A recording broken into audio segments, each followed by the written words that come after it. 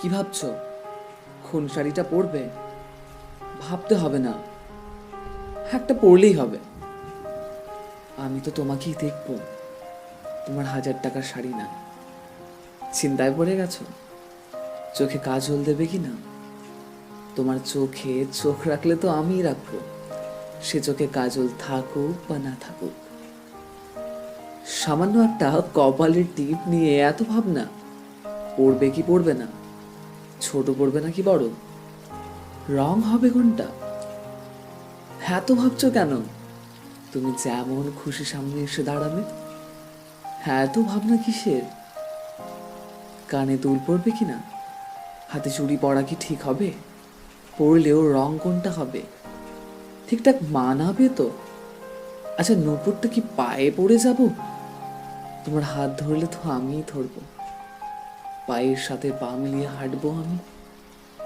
কেন এত ভাবছো?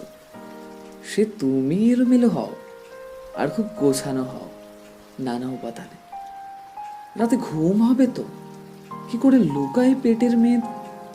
গলায় হালকা পড়া ভাঁজ, মুখে ব্রণের দাগগুলো কি বোঝা যায় এখনো?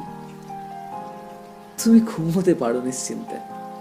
আমি তো কোনো কাঠ গোলাপ চাই না, আমি তো প্রকৃতির ফোঁটা গোলাপ চাই। সময়ের কালক্ষেপণে হয়তো সে বিবর্ণ হয়েছে, তবুও যে সে নিজের মতন সুন্দর। তোমাকে ছুঁয়ে দেখলে যে আমিই দেখব, তোমার সকল ব্যস্ততা যেন থমকে না যায় আমার সামনে এসে দাঁড়িয়ে। মুখের কথা যেন হারিয়ে না যায়। ভাবতে হবে না গুছিয়ে কথা বলা নিয়ে, খেয়াল রাখতে হবে না কথা বলার সময় আঞ্চলিক ভাষাটা যেন বের হয়ে না যায় মুখ থেকে।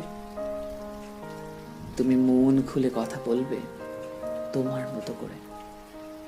খুব মার্জিত হতে হবে না, নম্রতা ভদ্রতায় পরিপাটি হয়ে থাকতে হবে না।